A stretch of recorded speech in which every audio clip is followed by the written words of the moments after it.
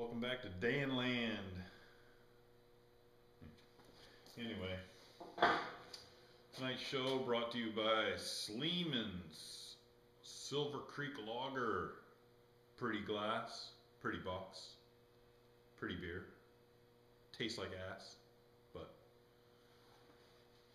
beer was the only thing I could get on Easter, so here I go.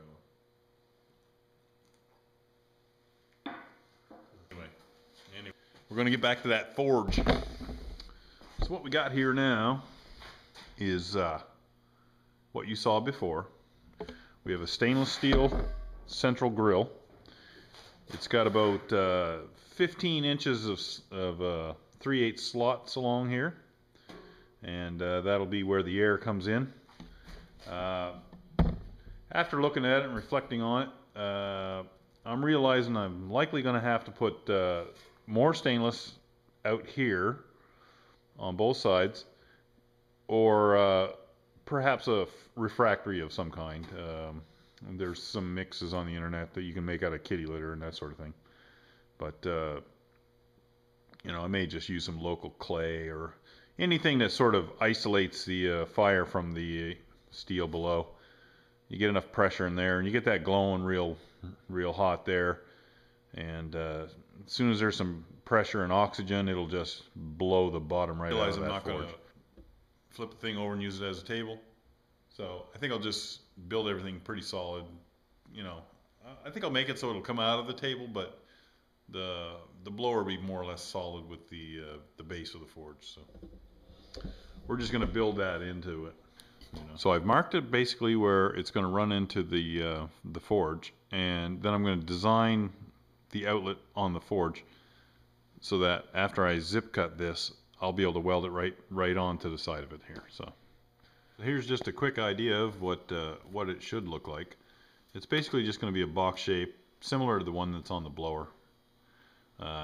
This is what's going to go up through the fire. This is the one I already built right here.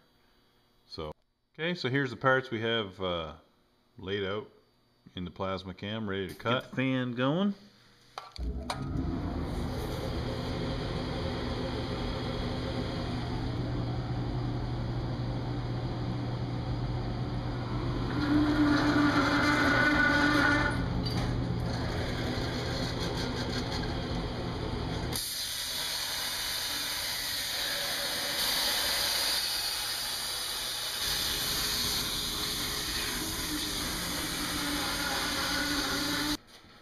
Okay, we got all the pieces cut, so now we just got to weld it all together. So what I got to do now, before I start welding this stuff together, I got to bend this little tab at the bottom. That's why I put that little shelf there. I'm going to bend that out, and that'll give me something to build like a slider on.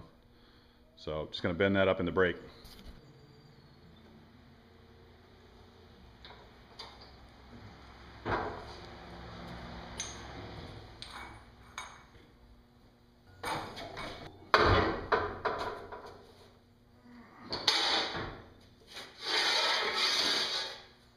Just got to do that times 2. Okay,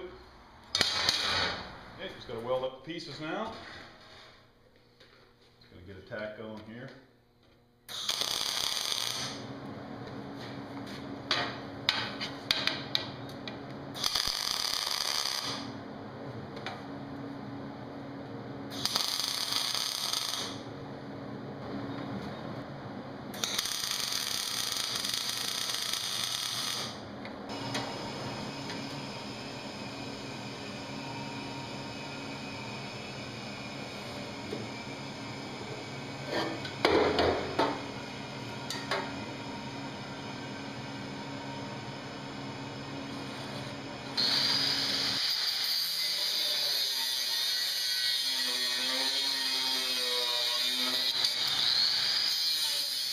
Line that up. Perfect. Sometimes you get lucky. Lucky's my middle name.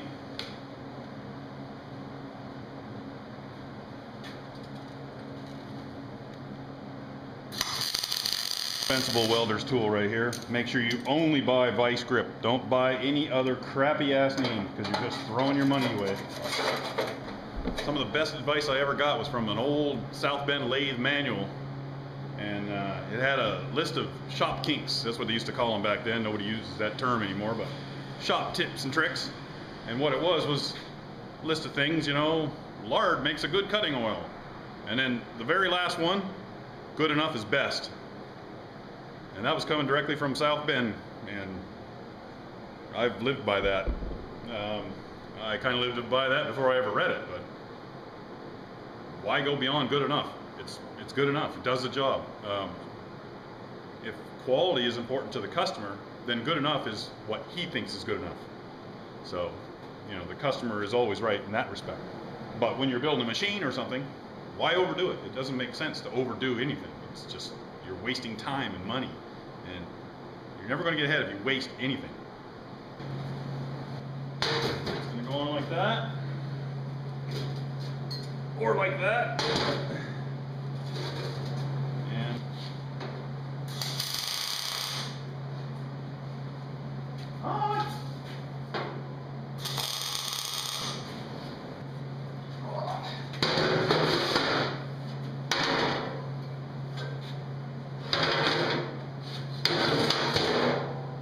perfect.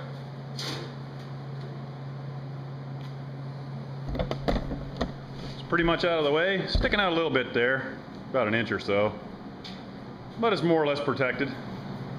Our handle going. Works pretty good. That's pretty much all we need. Okay, we got our paper lit. Put it in sideways and plug it in. Bury it. Our forge has been running about 4 or 5 minutes. Solid. Looks to be doing what it's supposed to be doing. Real long fire. Good 16, 20 inches long. I just killed the fan. I'm just going to break this fire open now. See what we got. Whoa. That is hot. Looks pretty good. It's not buckled as far as I can tell. Looks perfect. Anyway, that miserable job's over with. On to more miserable jobs. The main reason I built that forge, starting another big project for a friend here. It's another big, it's kind of a gate. It's not really a gate, but it's an entrance to a drive. It's my own design this time, so it'd be a little more of my own flair to it. And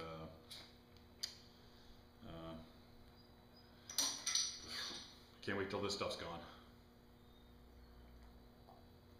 Anyway, some long forgings involved. And old-fashioned forges, they always had, you know, all the fire come out of one location, and you had to keep moving the bar, and that wasn't always convenient or efficient.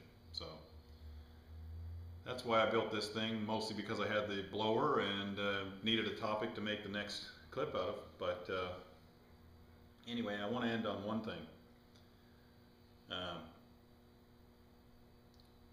Sometimes you think you're pretty damn smart, you know. When I was young, I thought I was pretty damn smart because I knew a lot about a lot of stuff. A lot of that stuff was completely useless knowledge. Doesn't help our economy, doesn't help us manufacture things. Knowledge that's directed towards making this country a better place. That's the best kind of knowledge. Our schools really need to start focusing on that. You know, a little bit of social studies is fine, a little bit of history is fine. You know, I'm not knocking historians or history. It's great that it's all recorded. It's somebody's job to do that, and that's wonderful. You know, if you don't remember history, like they say, you're doomed to repeat it, and we don't want to do that. Even though we haven't done a lot of horrible things in Canada, it's been a pretty good run for Canada. But anyway, what I'm getting at is a lot of the stuff that I spent packing into my brain when I was young is a waste of time. You know, later in life I started focusing on practical things and learning how to do lots of different things and keeping my mind open to learn things that would benefit me and my family. as soon as I started doing that, my life completely changed. I was going nowhere before that until I was like 25 years old. I didn't have much of a life at all. It was just randomness, you know. Every day was random. Just um, so anyway, just wanted to say, you know, I'm just gonna quote one of my favorite people of all time, John Wayne, one of the greatest men that ever existed. Straight shooter, straightforward kind of a man. Told it like it was. You know, you want to learn a lot about the way the world ought to run. Watch some old John Wayne movies and just pick up on the things that John Wayne would put into the movie. You know, he had a lot of say in the writing, and you know, just the way he said it. You know, it was just a wonderful man. He's greatly missed by everybody. Um, and one thing he did say, I don't know exactly how he said it, but he said, "Life is tough, but it's tougher when you're stupid." And I always remembered that. You know, it's so true. It's so simple, same as a lot of things John Wayne would say, but it's just so true. Um, Learning a lot about something that doesn't benefit you is not learning. You know, you can pack your brain with anything, but try to pack it with things that'll help you and help others and help the country.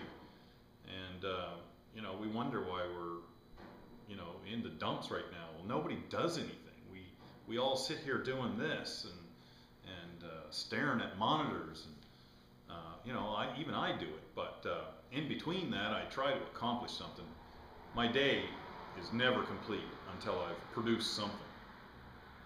If I don't have any work at all, I'll tackle painting a door or whatever. If I feel miserable, if I'm sick, I'm going to produce something. There has to be forward momentum in your life, you know. So anyway, just remember that life's tough, but it's tougher when you're stupid. So take care.